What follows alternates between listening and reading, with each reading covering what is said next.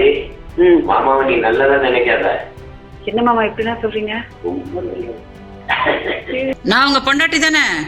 நீங்க தானே போன வருஷம் வந்தீங்க. நான் மாசம் மாசம் 50,000 ரூபாய் கொடுத்துட்றேன், திமுக காரங்க முன்னாடிலாம் என்னைய வந்து மானத்தை வாங்காத அப்படின்னு சொல்லிட்டு மார்ச்ல இருந்து ஆகஸ்ட் வரைக்கும் நீங்க தானே என்னோட வங்கியில் 50,000 ரூபாய்லாம் போட்டீங்க.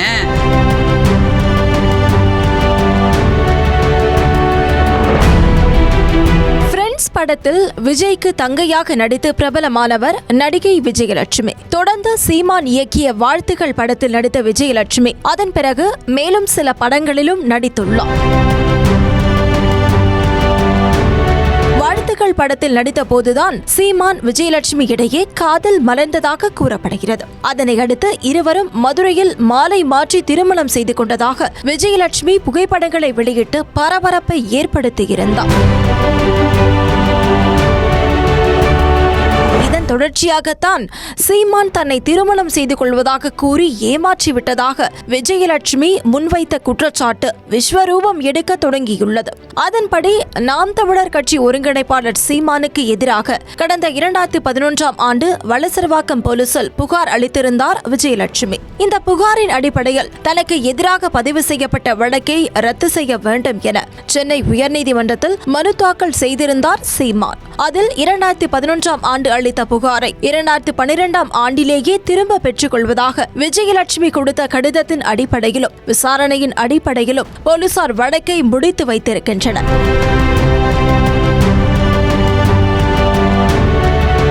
ஆனால் இந்த வழக்கு மீண்டும் விசாரணைக்கு எடுக்கப்பட்டுள்ளதாக கூறியிருந்தார். இந்த வழக்கு கடந்த முறை விசாரணைக்கு வந்தபோது காவல்துறை தரப்பில் அறிக்கை தாக்கல் செய்யப்பட்டது.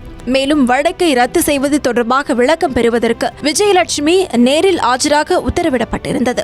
ஆனால் அதன் பிறகு வழக்கு பட்டியலிடப்படவில்லை. இந்த நிலையில்தான் இந்த வழக்கு நீதிபதி ஜி.கே. இளந்திரையின் முன்னிலையில் மீண்டும் விசாரணைக்கு வந்தது. அப்போது சீமான் தரப்பில் ஆஜரான மூத்த வழக்கறிஞர் ஜான் சத்தியன் ஏற்கனவே 2011ஆம் ஆண்டு வழங்கிய புகாரை விஜயலட்சுமி திரும்ப பெற்றுக் கொண்டதாகவும் பிறகு 2023இல் கொடுக்கப்பட்ட புகாரையும் திரும்ப பெற்றுக் கொண்டதாக தெரிவித்துள்ளார். இந்த புகார் தூண்டுதலின் பேரில் கொடுக்கப்பட்ட ஒன்று என்றும், எனவே இந்த வழக்கை ரத்து செய்ய வேண்டும் எனவும் அவர் கேட்டுக்கொண்டார்.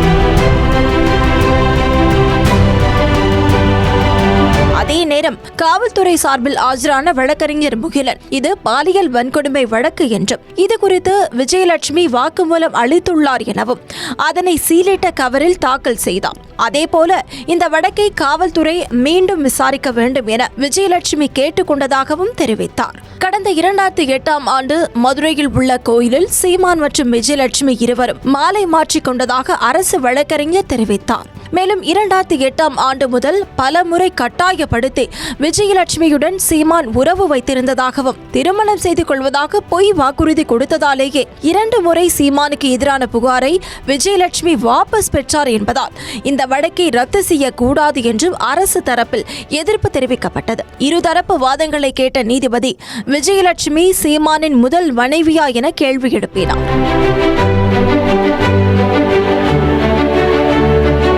சீமான் மீதான புகாரை நடிகை விஜயலட்சுமி எதற்காக வழக்கை திரும்ப பெற்றார், வழக்கை திரும்ப பெறுவதாக புகார்தாரர் கூறினாலுமே காவல்துறை பாலியல் வன்கொடுமை விசாரிக்க அதிகாரம் உள்ளது என்று தெரிவித்தார்.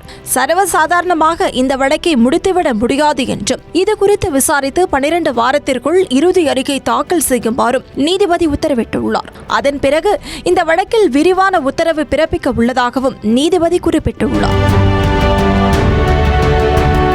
சீமான் விஜயலட்சுமி விவகாரம் முன்பெல்லாம் தேர்தல் நேரத்தில் பரபரப்பாக பேசப்படுவதும் பின்னர் அடங்கி விடுவதுமாக இருந்து வந்தது. இந்த நிலையில் சீமானின் முதல் மனைவி யார் என்று நீதிமன்றமே அவருக்கு செக் வைக்க தொடங்கியிருப்பது நாம் தமிழர் கட்சி தொண்டர்களை கதிகலங்க வைத்துள்ளது. ஏற்கனவே சீமான் மீது குறை கூறி கட்சியில் இருந்து பலர் கூண்டோடு விலகி வரும் நிலையில் விஜயலட்சுமி வழக்கு விவகாரம் சீமானுக்கு பெரும் பின்னடைவாகவே பார்க்கப்படுகிறது.